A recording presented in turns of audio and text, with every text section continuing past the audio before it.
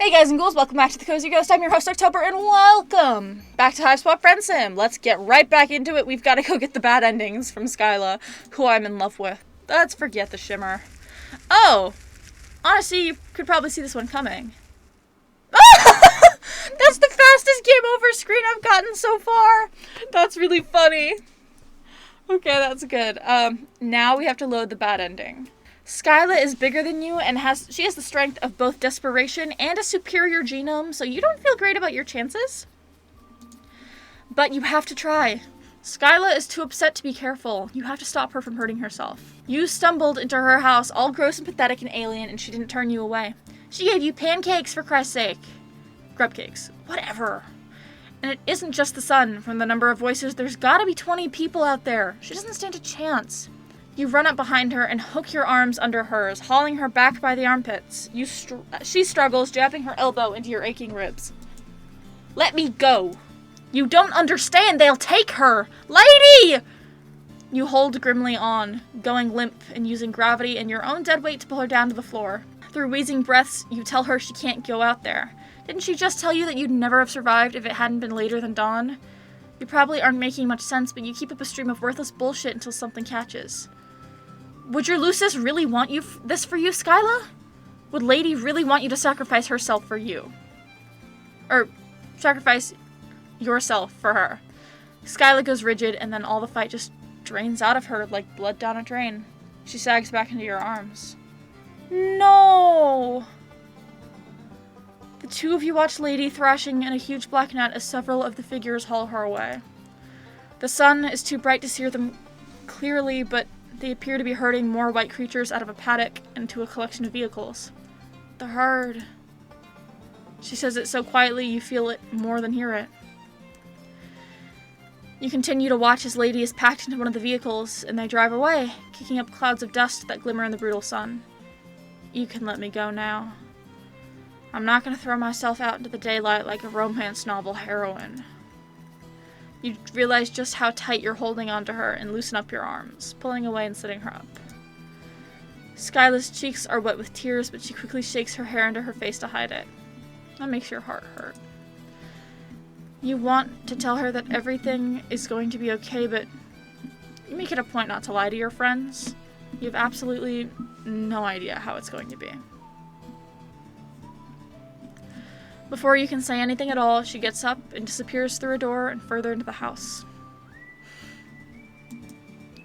You decide to mind your own business. Well, you do try the door, but it's locked. Best to keep occupied. Do what you can for her. First, you shut the door to keep that sweltering heat and blinding light out. Then you tidy up the kitchen a little. Everything here is oddly textured and colored, the shape's unusually organic. Some of it is worryingly scuttly and alive. You do your best. You mop up the syrup and straighten the chairs. You're just trying to figure out how to get the sink to spit out some water under the dirty dishes when Skyla comes back out. Her eyes are dry and her hair is coming back out of her face. Don't you worry about that. You're gonna break something. She plays with one of her beaded bracelets with nervous little fidgets on her fingers. I could have never taken those fellows by myself, especially not in broad daylight. I want to thank you for stepping in and stopping me. I was overwrought. You nod, accepting her thanks. She doesn't seem overwrought anymore, just numb. Wow, this is actually a legitimately terrible situation. Not even in a dumb, zany way like all the other horseshit that has happened to you recently. You wonder who those guys even were. Lucis thieves? They've come before, but always at night and never in such large numbers. So Lady and me could always take them. I never expected anything like this.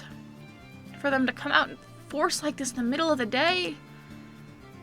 She sits down at the table, putting her elbow on a patch of syrupy mist. You offer her the dishcloth. Notice several little discolored patches on her arm. Looks like she got burned from just having her arm out the door for like a minute and a half. You're really glad you didn't let her go out there. You've endured a lot of heinous shit on your short span on this planet. Injuries and a lot of added insults to those injuries, but the time you spend with Skyla waiting for the sun to go down is some of the worst and most hopeless. You don't know what to say to help her. You aren't actually her friend. You aren't even the same species. The troll-Lucis relationship is a little confusing, but they seem to be some combination of caretaker and pet. More symbiotic than parent and child. Finally, it gets late enough to venture outside, and you follow Skyla to the empty paddock. There's nothing out here but a broken fence and trampled ground. Lots of kids lose their Luci. It's just part of life.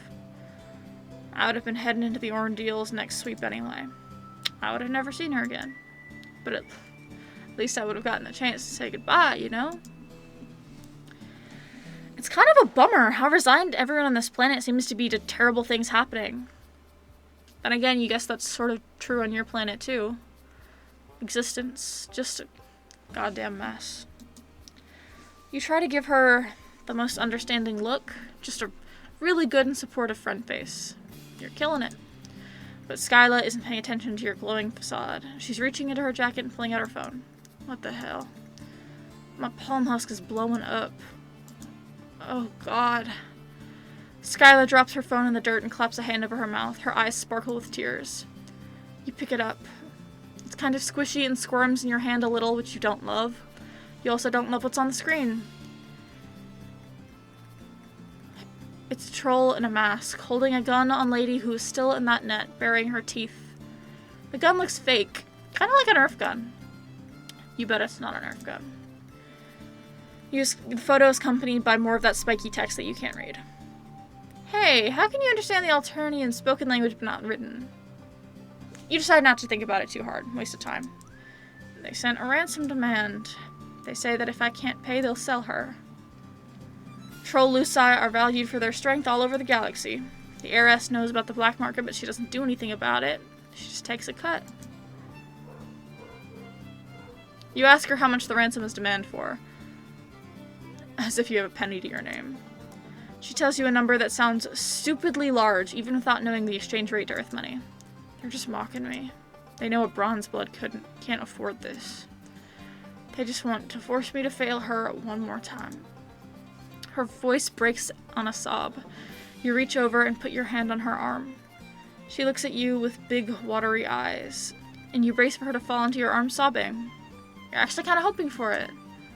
Not that you're the type to want to profit off of another's pain, but you're pretty sure that offering comfort in a time of crisis is a first-class ticket to Friendsville. Instead, Skyla gives you a hard shove backward. You take 2 stumbling steps and fall on your ass. Something squishes underneath you. A cow pat or something alive? You aren't sure what you'd prefer, honestly. Sorry. I didn't actually push you that hard. Your species just seems pretty flimsy. I don't want sympathy right now. Especially not from you. She stands framed between 2 moons, some trick of perspective making her look just as distant. And just as sad. Not that moons are inherently sad. Whatever, that's not the issue right now. Had Skyla been lying to you before when she said she doesn't blame you? She'd even thanked you for stopping her from killing herself. No, I don't blame you. I just can't stand the sight of you. Looking at you reminds me of losing Lady, and I don't think that'll ever change. Sorry. I really was hoping we could be friends. It's been a really long time since I've seen anybody out here that goes on 2 legs instead of 4. But I just don't think that's gonna work out. If you start walking now, you can probably make it to the city before sunrise. Or there's a Jade Blood colony nearby if you want to inflict your personal brand of assistance on them. Bye.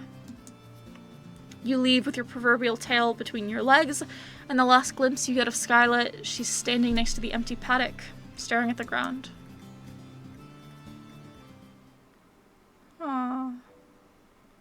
It's so sad.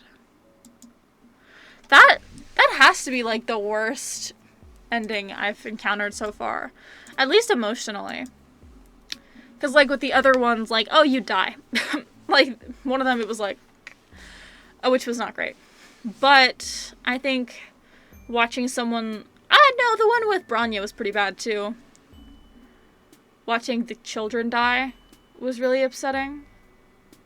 But, like, she wanted to kill you for that. So it's like, okay, she got revenge, I guess. But this is just a second level of sadness because you're the reason that she didn't go and save the person who's been taking care of her, her best friend, pretty much. And she has to live with that. Like, she doesn't hate you, but she can't stand you, and she has to, like, their depression sets in, and I think that's just a much sadder ending. That being said, I'm going to end this episode here. Thank you so much for watching. If you like this video, hit that like button, subscribe, do everything that you like. Thank you so much for watching. Have a wonderful rest of your day. Bye!